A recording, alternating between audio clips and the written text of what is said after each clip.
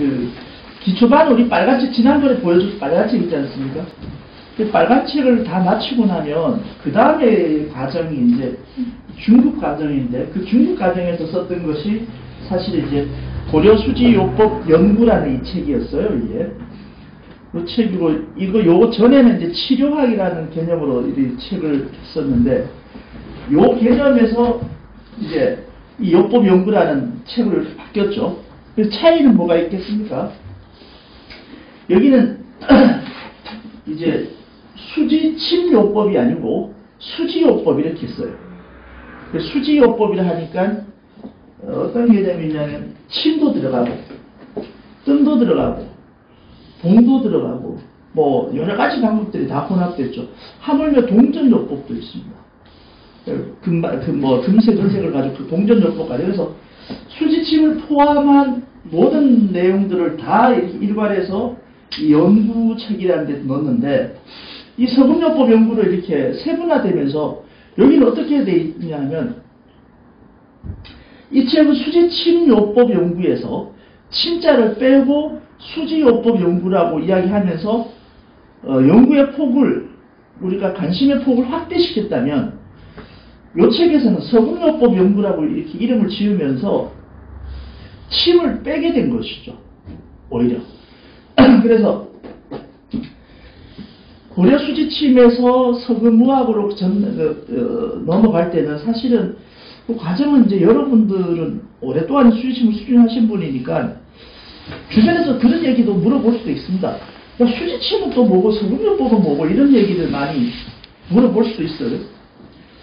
그래서 원래 내막에서 보면 우리 통상사용권이라서 특허권은 30년을 주는데 상표 사용권이 1975년도에 수지침, 고려수지침 이 통상사용권 유태 박사님께서 30년 동안 이제 독점적 배타적 지휘권을 행사하고 계시다가 2005년대 되면 이제 수지침이라는 말 누구나 쓸 수 있게 되는 거죠. 그러다 보니까 2000년도부터 그 대체할 것을 찾다가 이게 서금이라는 게 나온 것 같습니다. 그런데 그러다 보니까 좀 이제 갑자기 이름만 바꾸려니까 뭐 명분이 옹색하고 하니까 이걸 그 서금의학으로 이렇게 이름을 지어서 서금의학 부분은 서금요법이라는 부분과 고려수지침이라는 부분을 나누었습니다. 그래서 전반적으로 전체는 서금의학이라 하고 그 안에서 침을 맞는 것은 침을 놓는 침을 사용하는 것은 그냥 고려수지침 그대로 두고 침 외에 나머지는 모두 다 뭘로 했다? 서금요법으로 하는 거죠. 그러다 보니까 여기 서금요법 연구는 똑같은 고려수지침이 아니고 여기는 오로지 뭐만 빠져있다? 수지침에 관련돼서는 하나도 안 들어있는 거예요. 침은 안 들어있는 거예요. 오히려. 그래서 오히려 이건 축소된 내용입니다. 그래서 침에 대한 내용은 없게 되죠. 이러다 보니까 침이 없어지고 이제 자꾸 다른 걸로 가다 보니까 다시 이제 요즘 수지침을 얘기를 다시 하시긴 하는데 이제 침에 대한 집중이 떨어지고 나서부터 이게 자꾸 격가지가 생기죠. 편하게 할 수 있는 거 비싼 거 막 이게 생기니까 하물며 그 뭐까지 나왔죠. 뭐 물, 뭐 석음수 막 이 물도 또 요번 또 뭐 나왔더라. 내가 그 하도 기가 차서 블로그 올렸는데 혹시 못 보셨습니까? 네. 잊어버렸다. 예? 돌 사진. 돌 사진 찍어놨. 그래서 돌 사진 그거 자기 선산에 그 돌 비석 하나 세워놓고 그 사진 찍어서 그 도장 탁 낚아내는 거 그걸 쳐다보고 있으면은 그 뭐 맥이 좋아진다 그러고 또 그 납관도 꼭 그 본사에서 유태 박사님 직접 찍어야지만 효과 있는 거라고 그러고 인터넷에 그냥 이렇게 프린트해서 보면 효과 없다고 그러고 야, 이 해도 너무한다 싶은 생각이 거기까지 들었는데 그 과정은 그렇게 진행되어 왔습니다. 이게 뭐 선산에서 뭐 벼락맞은 두충나무도 그것도 좋다고 그 나무를 쪼가리 깨갖고 그걸 몇십만 원씩 이렇게 했는데 이건 너무하다 싶은 생각인데요. 그러다 보니까 딴 데 생각하니까 침에 대한 이 집중력이 떨어집니다. 그리고 사실 제가 심정에 요즘 세상이 참 안 맞습니다. 아파서 안 맞습니다. 진짜로. 세상 편하고 좋고 주사 바늘 하나도 안 아프게 넣으려고 온천지 연구를 하고 노력하는 세상이 돼서 이 또 뭐 접촉하고 이런 걸 워낙 안 하기 때문에 침을 안 맞긴 한데, 그러면 지금 세태가 침을 안 맞는다고 침이 없어지느냐? 그렇지는 않을 거란 말입니다. 어차피 돌아가다 보면은 있는 게 없어지지는 않거든요. 그래 없어질 것 같으면 뭐 2500년 동안 내려오지도 않았겠다 이런 생각이 드는데, 이걸 좀 어떻게 갈고 닦아야 되느냐. 다시 말해서 침을 그만큼 연구하는 사람들이 없다 이런 얘기입니다. 어쩌면 전국에서 침에 대해서 공부하기 위해서 저녁에 이렇게 보따리 싸들고 나오면서 치는 분들은 여러분 그 100명 안에 들은 분들일 겁니다. 거의 없습니다. 네. 굉장히 힘든 일입니다. 굉장히 힘든 일입니다. 근데 저는 해보니까 또 침만큼 좋은 것도 없어. 침만한 게 없습니다. 어디 가든 침만 하면 있으면 되니까 조금만 감을 좀 잡으시면 되겠습니다. 지난 시간에 우리가 그 오수열 정형 유형합 5개를 그것을 오행에 배당시키기 전에 질병 발생 순서로 이렇게 이야기를 했었지 않습니까? 모든 병의 시작은 정열에서부터 우리가 취하는데, 그 모든 병이 시작할 때 나타나는 증상은 무조건 답답함이라 했죠. 어디가 몸이, 그러니까 속이 답답하다 하면 질병이 시작됐다. 그래서 그때 우리가 적용할 수 있는 혈이라 하면 이제 정열을 사용하고요.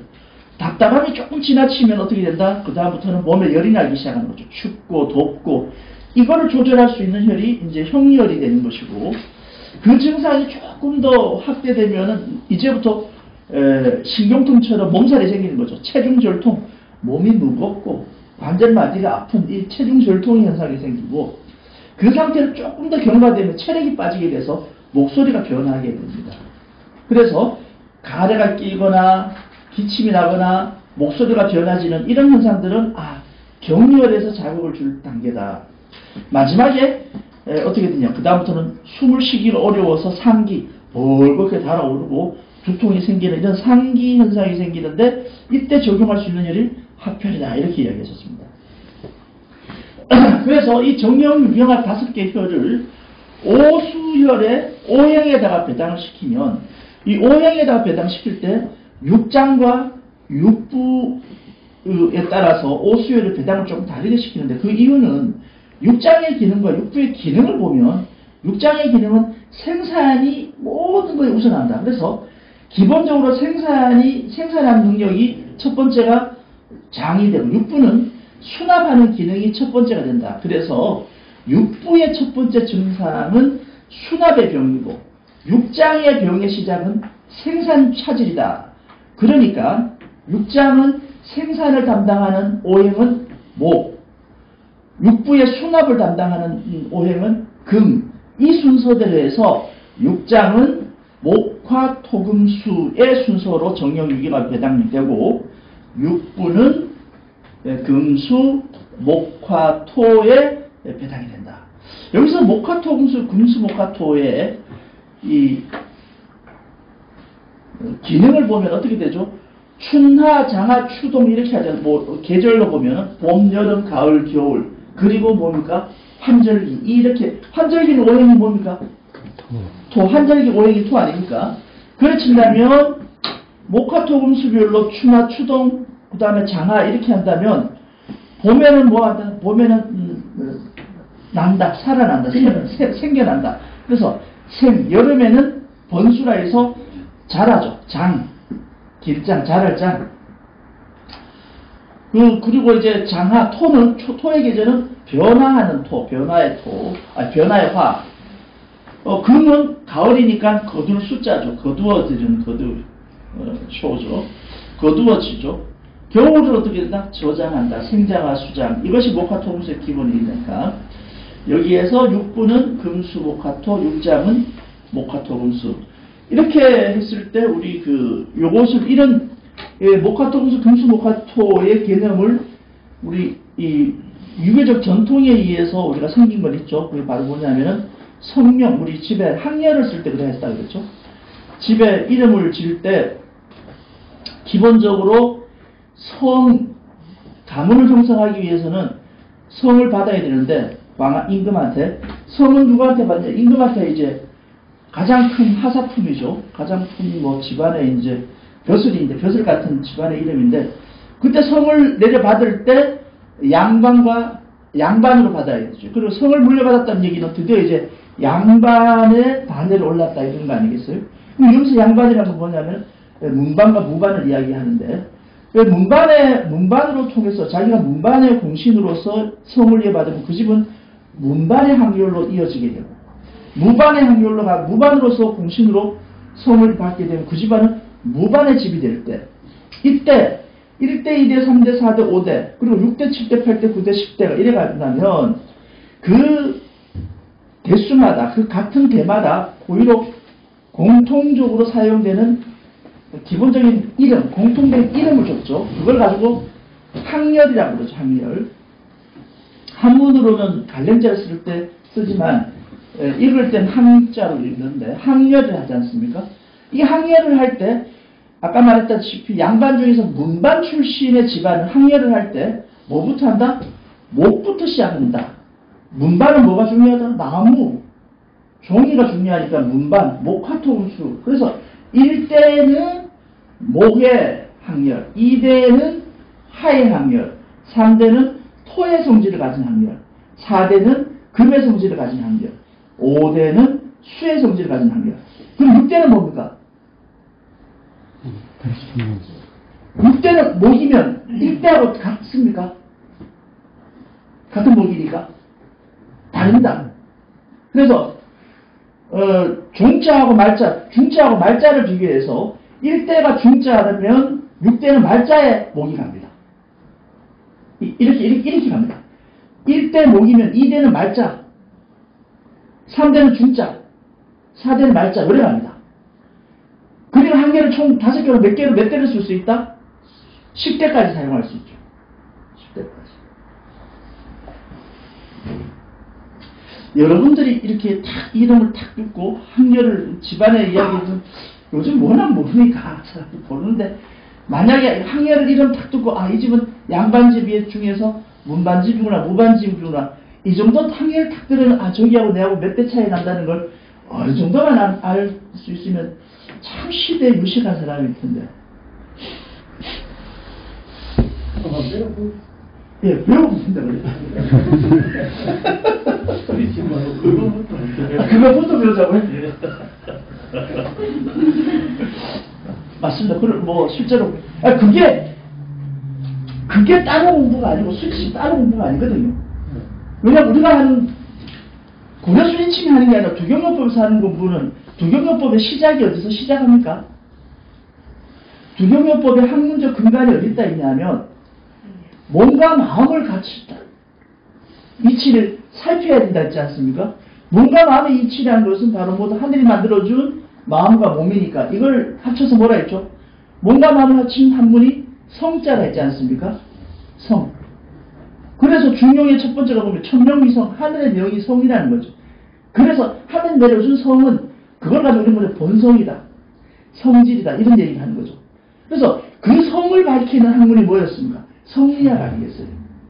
그래서 우리의 이 학문의 근간, 두경요법의 학문의 근간 성리학인데, 유교적 이념에서 우리는 일상생활이 모든 여러분 우리가 하고 있는 일상생활이 전통이라고 이야기하는 모든 유교적 생활, 이 동방에서는 우리나라는 전통이다 그러면 그 전통이 뭡니까?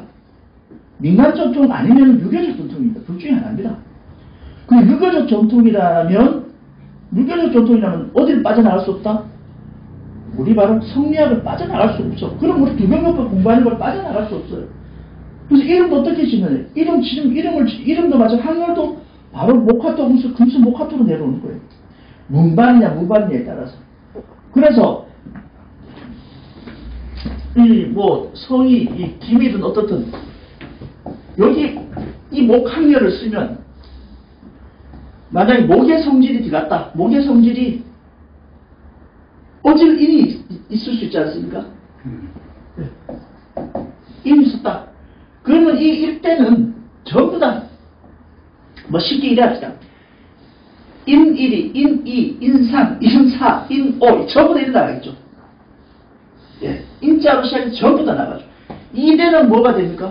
2대는 화가 여기 오는 게 아니고 여기가 아니고 화가 여기 오죠.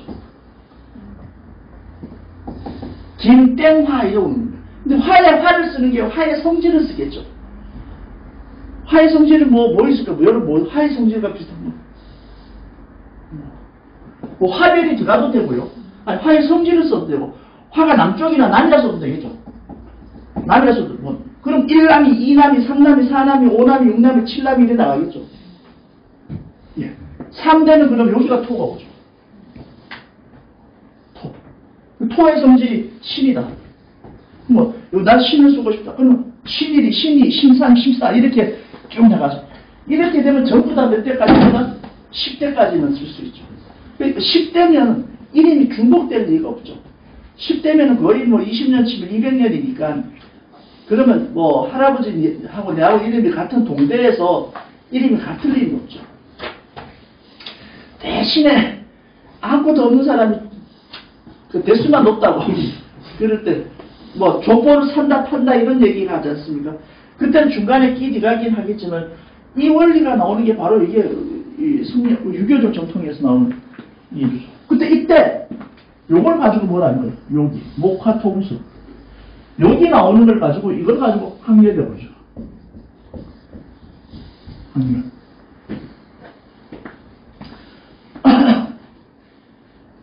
예, 뭐 아주 기가 멋지게 한문을 읽는 사람도 있어요. 행렬 막 이렇게 읽는데 저는 항렬입니다. 족보 이름 쓸 때 저건 항렬이 됩니다. 그러니까 저것을 보통 어떻게 합니까? 저렇게 족보 이름을 전부 다 모아놓는 기관이 있죠, 우리나라에. 삼육대학교 옆에 가면 거기 있는데, 옛날에 시조사라고 들어보셨습니까?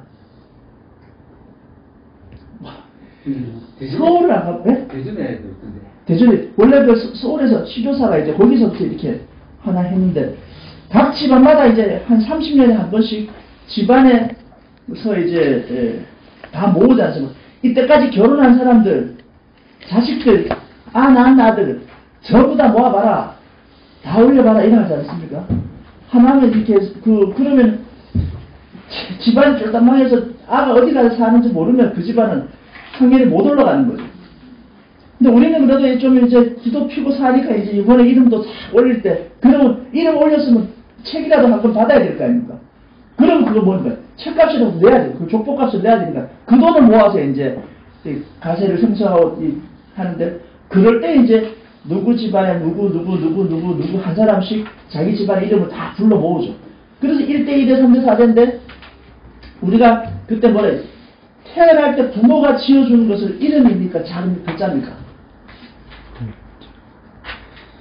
경계야 누구야 이렇게 여러분 이렇게 한 것은 그거는 이름이 아니고 명이 아니고 그거는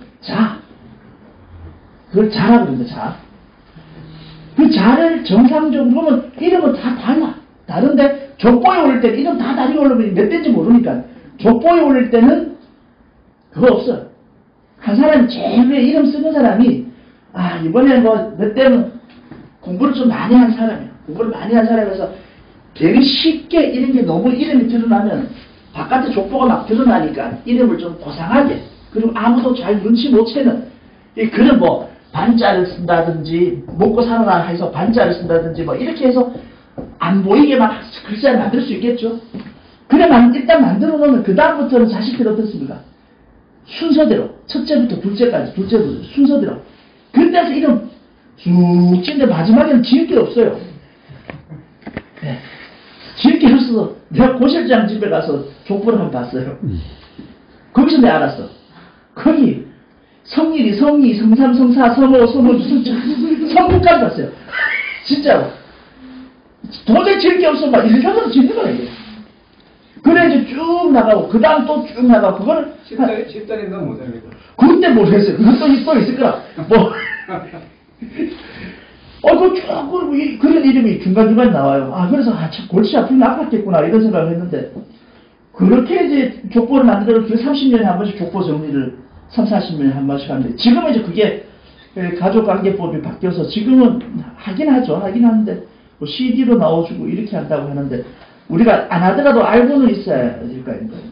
내가 어느 그래서 족보를 탁 이렇게 보면은 이 족보 정도는 우리가 볼 수 있어야 되고 좋은 역사책이니까.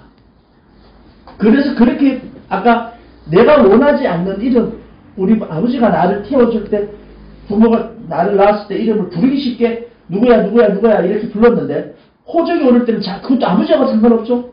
집안에서 이름을 부르지 않습니까? 그걸 바로 명이라고 그러죠. 족보에 올라갔죠. 근데 나이가 들어서 손주도 태어나고 이랬는데 친구가 뭐라 부릅니까? 레주나 이런 건 보기 싫거든요. 그러니까 이제 거기에 맞게 살면서 불러가는 호를 만들었는데 그게 이제 뭐 태코라는 게 되고 자기 암호라 그러니까 그래서 자명호가 구분됩니다. 구분해서 저는 김경재라는 게 자가 있지 않습니까? 집에서는 흥순이, 흥순이가 제가 명이 되고 그 혼자 부를 때는 뭐 지산이라 부르니까 그건 호가 되고 이렇게 하는 것처럼 각자가 가지고 있죠. 그것도 다 이렇게 오행에 의해서 유교적 성리학에 의해서 만들어진 거죠. 성리학에 의해서. 그러면 어차피 말 나온 김에 오행하는 거니까 지금 오늘 어차피 오행해야 되는 겁니다. 오행하려고 하는 거니까. 이 유교적 성리학 이념이 그 이스라엘, 이란 이런 나라의 공통점은 무슨 공통점이죠? 국가의 법이 어디에 우선합니까? 율법, 종교에 우선하지 않습니까? 종교국가입니다. 종교국가. 그런데 사상과 이념이 국가가 된 적은 없어요. 조선시대 때, 아니, 신라시대 때 고구려, 신라, 백제는 그 나라 순서가 그때는 뭘로 판단했냐면 문명이 얼마나 발달했냐를 그거를 비교할 수 없지 않습니까? 비교할 수 없으니까 단 하나입니다. 어느 나라가 먼저 불교를 받아들였냐 가지고 그 문명의 우위를 나타냅니다. 제일 먼저 고구려가 불교를 제일 먼저 받아들이고 백제고 그 다음 신라니까 가장 이 신라는 촌스러운 나라였죠. 실제로 경주 신라에 만들어진 모든 우리가 지나가지만 그 황용사 그 터 있지 않습니까? 그 황용사 누가 지었습니까? 백제인을 불러서 지었어요. 석굴암 누가 지었습니까? 백제 사람 불러서 했습니다. 그러니까 한 게 없어요. 그만큼 불교 종교 문화가 이렇게 내보면서 문명이 발달했는데 단 하나 종교가 국가를 만들고 오늘도 종교가 지배하는 사회인데 역사에서 딱 한 특별한 나라가 있습니다. 사상과 이념, 학문이 국가의 이념체계가 된 것은 딱 한 번 언제냐? 조선입니다. 유일한 조선만 유교적 통치 이념이라고 그래서 그 유교적 통치 이념은 누구의 그 꿈의 세상이냐면 바로 공자가 꿈꾸던 세상입니다. 공자가 꿈꾸던 세상, 유럽의 플라톤이 이데아를 꿈꿨고 공자가 도와 덕이 충만한 나라, 이 나라를 꿈꿨는데 그 유교적 통치 이념으로서 나라를 만든 실천한 그 국가가 유일하게 조선입니다. 그러니까 이 조선이라는 나라는 사실 우리는 조선 후에 조선이 나갈 때 그 과도기 때 일본이라는 아주 잡스러운 그 역사 때문에 우리가 인식하는 조선은 매우 비겁하고 옹졸하고 치졸하고 그리고 비생산적인 것으로 볼 수 있지만 절대 조선이라는 건 나라는 그렇지 않습니다. 이걸 한번 다시 봐야 됩니다.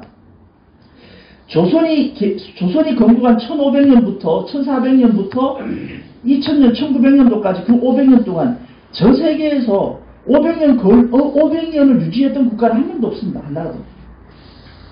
그 시대 다 망했었습니다. 하물며 그 유럽의 그 오스트리아도 두 번 다 망했어요. 왕권 한 번 오스만 투르크 그 큰 제국 다 망했는데 500년 동안 굴곡을 입고 좌절이 있었지만 망하지 않는 나라입니다. 그런 내용 제가 무슨 얘기 말씀을 드리려냐면 그 조선이 마음먹고 뭘 만들었습니까? 유교 국가를 만들었지 않습니까? 성리학을 이렇게 국가를 만들었으니까 한양을 도읍지를 정하면서부터 뭘 하고 싶어요? 마음껏 성리학을 적용시킵니다. 마음껏 적용시킵니다. 문문마다 뭘 한다? 성리학을 붙이고 방방마다 성리학을 붙이고 호호마다 성리학을 붙이고 그 공자가 했던 말이 뭡니까? 당신이 공자의 자료가 물어봤습니다. 선생님께서는 국가를 통치하면 제일 먼저 어떤 걸 하고 싶습니까? 라고 물었었을 때 뭐라고 했습니까? 이 얘기는 내가 많이 해줬는데 예, 정할 정자 정명이라 했습니다. 세상 모든 이름을 지었겠다. 이름을 제대로 하겠다 했어요. 왜? 불리는 이름은 본질이 되니까. 불러지는 대로 본질화 되니까 이름을 정확하게 다시 지어야 돼요. 이랬으니까 공자가 만들고자 한 나라를 조선이 만들었으니까, 정도전이 만들었으니까 이름을 어떻게 짓겠습니까? 진짜 제대로 짓는 거죠. 궁 하나를 지어도 뭐 경복궁입니다.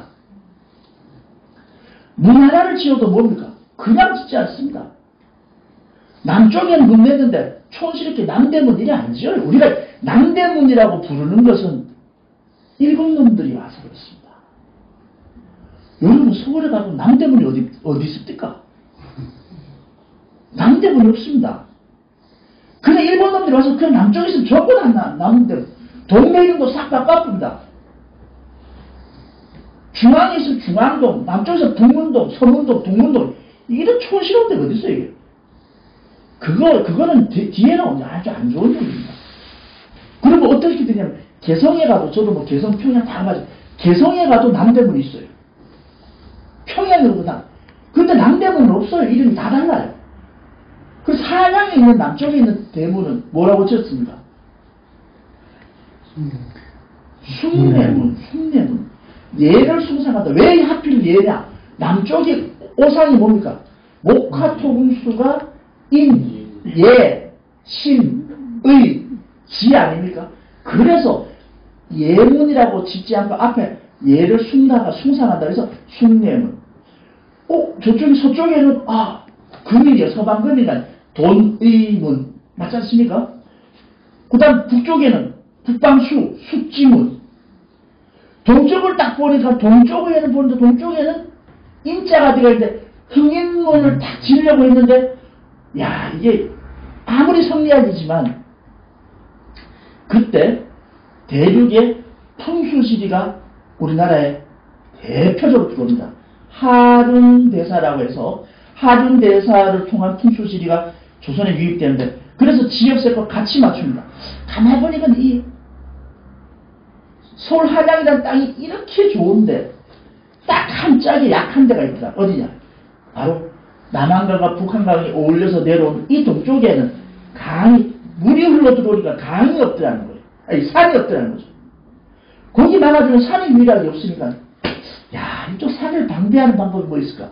그래서 동쪽 문에다가 그냥 흥인문이라고 안 하고 거기 갈지자를 쓰면 갈지자를 뒤집어 놓으면 뭡니까? 산 모양이 되거든요.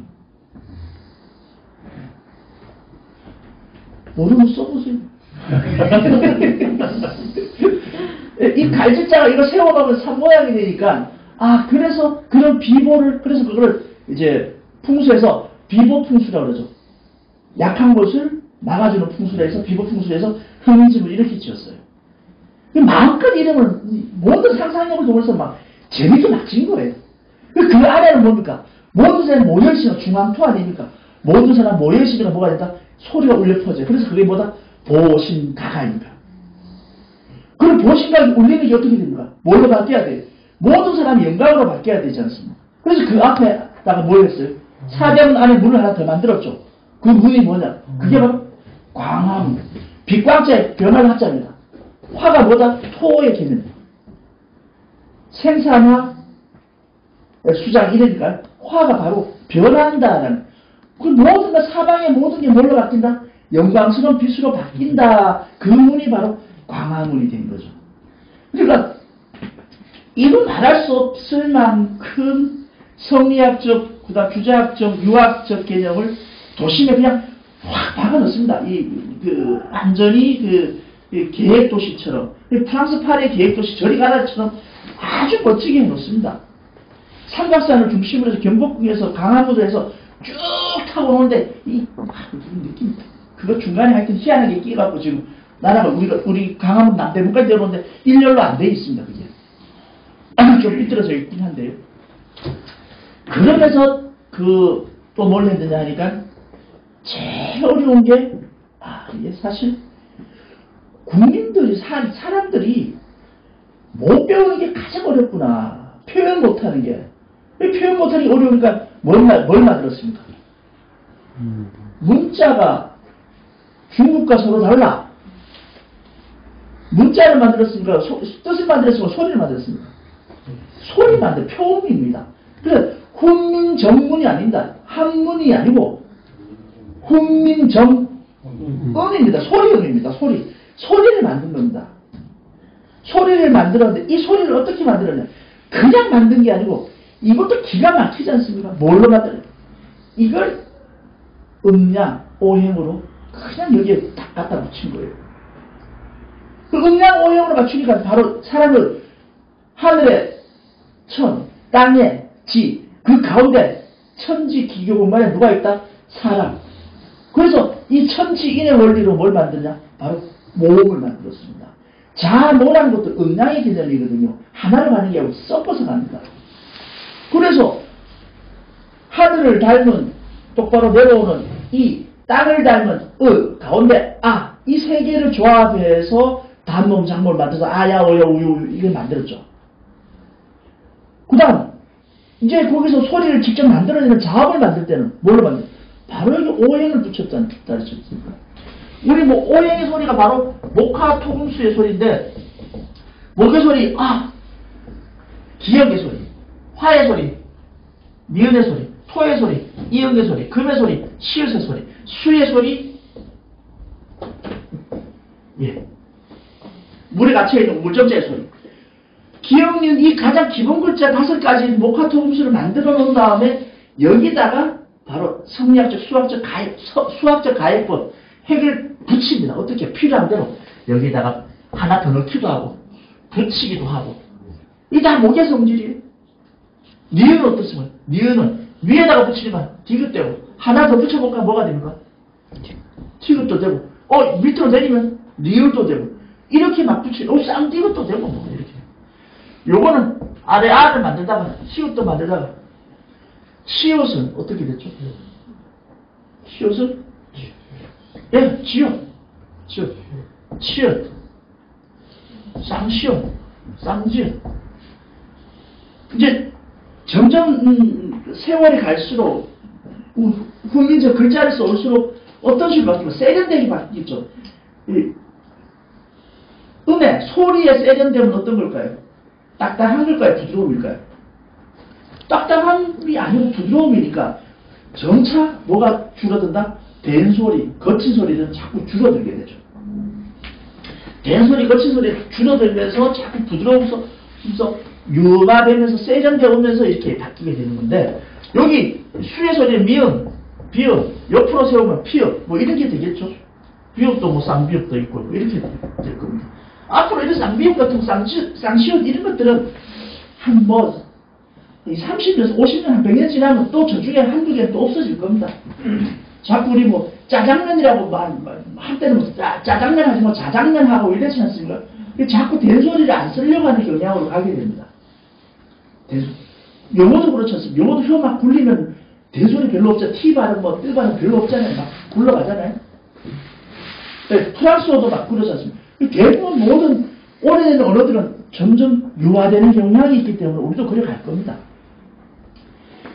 저렇게 음을 만들어 놓으니까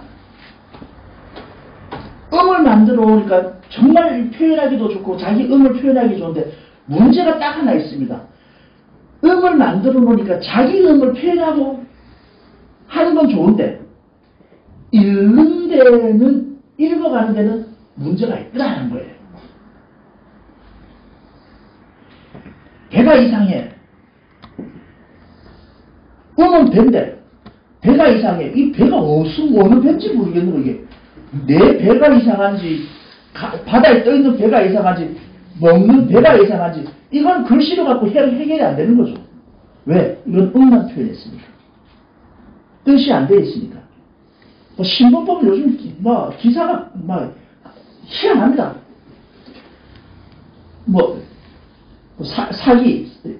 사기가 굶었다. 사기가 끊겼다. 이 사기가 뭐 잡혔다. 사기치는 사기인지, 사람의 뭐 의욕적인 사기가 붙도는 건지, 아니면 죽을 기운인지, 뭐, 모르겠는 거예요, 이 사실은. 그러니까 요즘 애들이 공부하기가 너무 어려운 거예요. 요즘 애들 공부를 하는 게 쉽지 않아요. 말은 모르니까, 뜻을 모르니까. 네. 그래서 우리 글자는 세종대왕이 이야기했던 걸 정확히 알아야 됩니다. 음을 표현한 거라서 뜻은 별도로 같이 해줘야 됩니다. 혼용을 해줘야지만 정확한 뜻을 알 수가 있습니다. 정확한 뜻을 알 수 있습니다. 그런데 일단 이거 보세요. 야, 이거 한국가의 언어를, 글자를, 음을 만드는데 저 유학적 성리학을 그대로 적용시켜서 정확하게 전에 만들어내는 게, 이거 가히 이거 대단하지 않습니까? 지금도 정확하게 쓰거든요. 그러니까 저렇게 음양오행에 맞게끔 음을 만들어 놨으니까 그 성령을 풀 때도 어디에 맞춰서 보면 된다? 그 사람의 이름도, 불려지는 모든 음도, 표음도 어디를 보면 되냐면 오행의 입각에서 보면은 좋은 이름이 된다, 나쁜 이름이 된다 알 수가 있는 거죠. 오행에는 크게 함께 살아가는 상생, 도와주는 상생이 있고 서로가 제압하는 상극이 있는데, 우리가 잘 살려면 상생관계가 좋습니까? 상극관계가 좋습니까? 당연히 상생관계가 좋죠. 이름이 좋은 에너지를 만들려면 상생의 이름이 좋나요? 상극의 이름이 좋나요? 당연히 상생의 이름이 좋죠. 그래서 같은 이름을 지을 때, 음으로 따질 때는 상생의 음으로 따지는 게 좋다 이거예요. 왜? 평생 불려야 되니까. 평생 불려야 되니까. 그래, 내가 뭘 할 수 없죠. 우리 고필교 얼마나 좋습니까? 고필교 이렇게 돼서 어마어마하죠. 이름 좋은 것과 사람 좋은 건 조금 다르긴 한데. 네.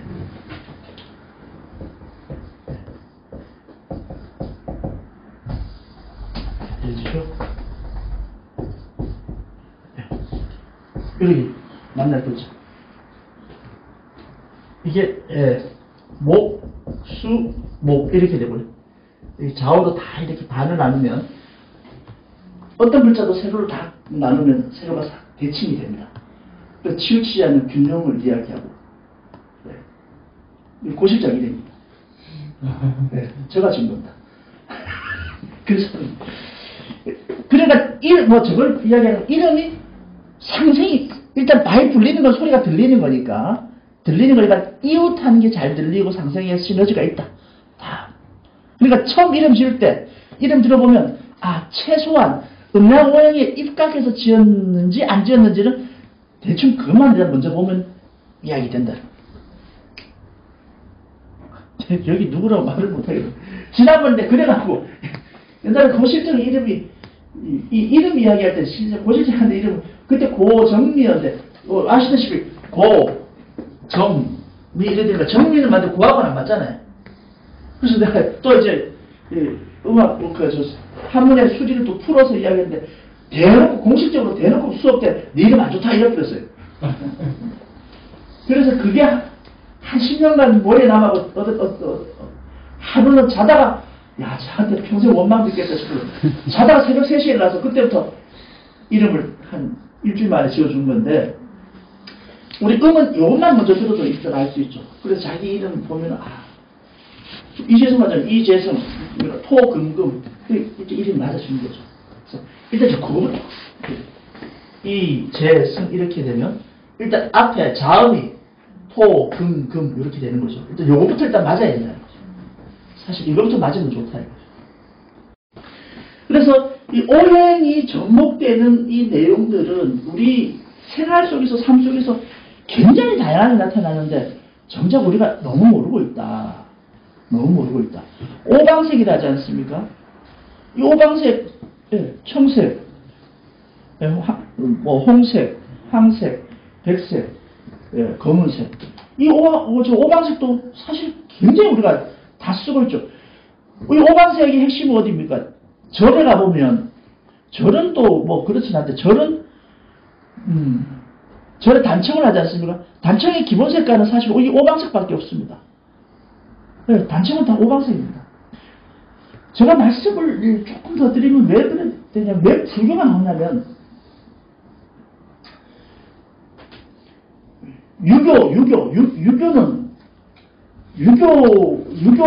유교의 가장 한계가 뭐냐?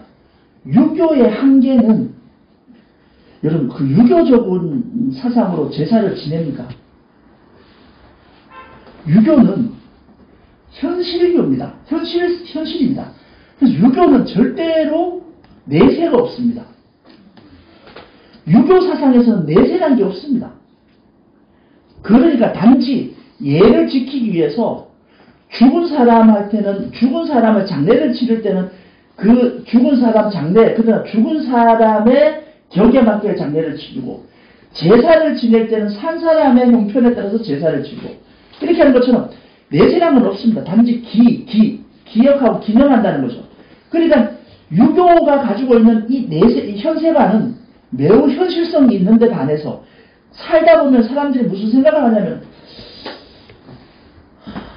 나는 누구고 뭐 이런 생각 안 하겠습니까? 의담은 뭐고, 아니면 나는 본질이 누구냐, 후의 마이가 아니라 나의 존재로 와래야 나는 내가 뭐고, 이런 생각이 드는 거죠.